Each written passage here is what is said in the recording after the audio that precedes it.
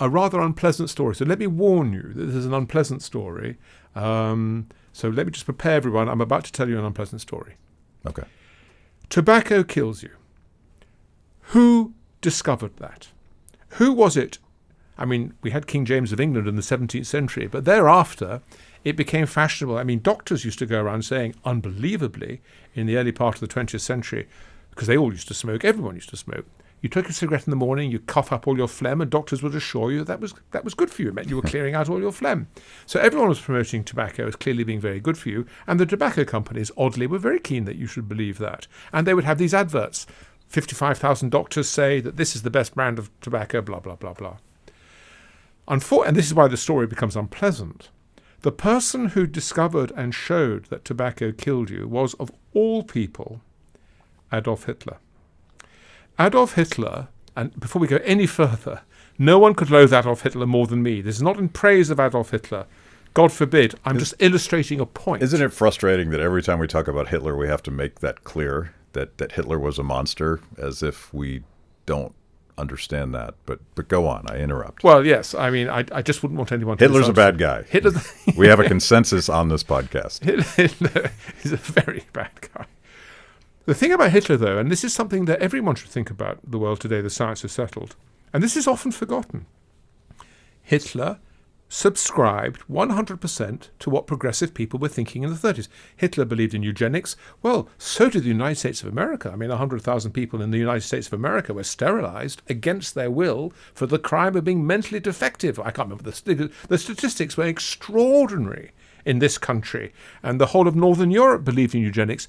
Everyone believed in eugenics, as did Adolf Hitler. Adolf Hitler was a vegetarian. So is everyone today. All cool people are vegetarians. He was a teetotaler. I could go on. And one of the things was he just intuitively felt that cigarettes just had to be good for you. So when he came to power in 1933, he called together his epidemiologists and said, I know, because I'm Adolf Hitler, I know that cigarettes are bad for you. Go out and prove it, or there may be some unfortunate circumstances. So he was persuasive that way. He was very persuasive that way. The first thing he did was open Dachau. So he sent out these epidemiologists who, to their astonishment, they were surprised, discovered to their amazement that cigarettes are incredibly bad for you, and the evidence just fell out. It wasn't difficult work. It was all, of course, they used statistics, but it was almost non-statistical. The evidence was so clear that cigarettes cause lung cancer. It was unbelievably simple. And the extraordinary thing is, why did no one think of it before?